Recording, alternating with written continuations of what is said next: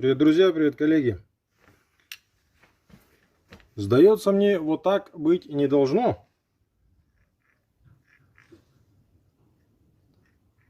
Если кто не видит, коленвал, сейчас вот тут я вытащил сальник, еще не промывал. Коленвал крутится, а подшипник стоит на месте. Внутренняя обойма тоже стоит на месте.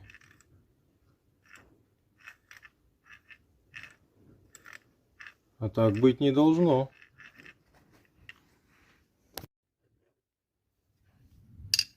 Вот так должно быть.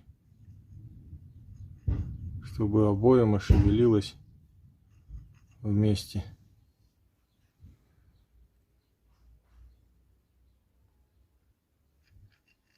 с коленвалом.